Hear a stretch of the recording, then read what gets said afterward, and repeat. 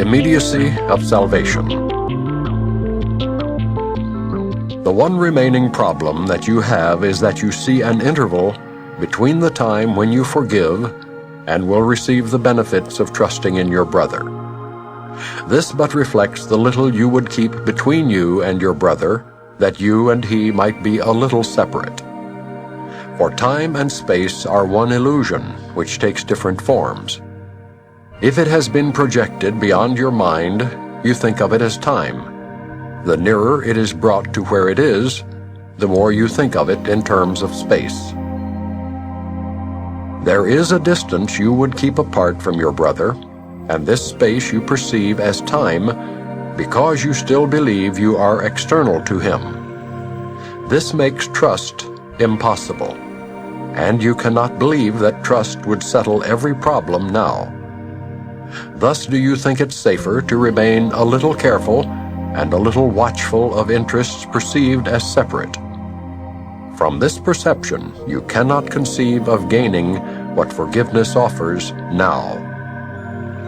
The interval you think lies in between the giving and receiving of the gift seems to be one in which you sacrifice and suffer loss. You see eventual salvation, not immediate results. Salvation is immediate. Unless you so perceive it, you will be afraid of it, believing that the risk of loss is great between the time its purpose is made yours and its effects will come to you. In this form is the error still obscured that is the source of fear. Salvation would wipe out the space you see between you still, and let you instantly become as one. And it is here you fear the loss would lie. Do not project this fear to time, for time is not the enemy that you perceive. Time is as neutral as the body is, except in terms of what you see it for. If you would keep a little space between you and your brother still, you then would want a little time in which forgiveness is withheld a little while. And this but makes the interval between the time in which forgiveness is withheld from you and given seem dangerous, with terror justified.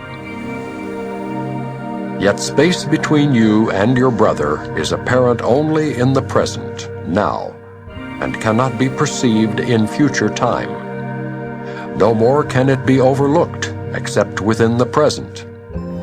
Future loss is not your fear, but present joining is your dread. Who can feel desolation except now? A future cause as yet has no effects, and therefore must it be that if you fear, there is a present cause, and it is this that needs correction, not a future state. The plans you make for safety all are laid within the future, where you cannot plan. No purpose has been given it as yet, and what will happen has as yet no cause. Who can predict effects without a cause? And who could fear effects unless he thought they had been caused and judged disastrous now? Belief in sin arouses fear, and like its cause, is looking forward, looking back, but overlooking what is here and now. Yet only here and now its cause must be, if its effects already have been judged as fearful. And in overlooking this, is it protected and kept separate from healing. For a miracle is now. It stands already here, in present grace, within the only interval of time that sin and fear have overlooked, but which is all there is to time. The working out of all correction takes no time at all, yet the acceptance of the working out can seem to take forever. The change of purpose the Holy Spirit brought to your relationship has in it all effects that you will see. They can be looked at now. Why wait till they unfold in time and fear they may not come, although already there? You have been told that everything brings good that comes from God. And yet it seems as if this is not so. Good in disaster's form is difficult to credit in advance, nor is there really sense in this idea. Why should the good appear in evil's form? And is it not deception if it does? Its cause is here, if it appears at all. Why are not its effects apparent then?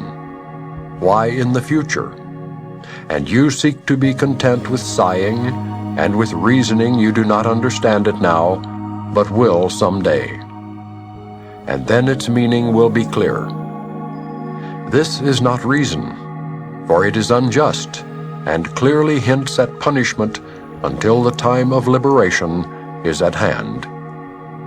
Given a change of purpose for the good, there is no reason for an interval in which disaster strikes to be perceived as good someday, but now in form of pain. This is a sacrifice of now, which could not be the cost the Holy Spirit asks for what He gave without a cost at all. Yet this illusion has a cause, which, though untrue, must be already in your mind. And this illusion is but one effect that it engenders, and one form in which its outcome is perceived. This interval in time, when retribution is perceived to be the form in which the good appears, is but one aspect of the little space that lies between you, unforgiven still. Be not content with future happiness. It has no meaning, and is not your just reward. For you have cause for freedom now. What profits freedom in a prisoner's form? Why should deliverance be disguised as death? Delay is senseless, and the reasoning that would maintain effects of present cause must be delayed until a future time is merely a denial of the fact that consequence and cause must come as one. Look not to time, but to the little space between you still, to be delivered from.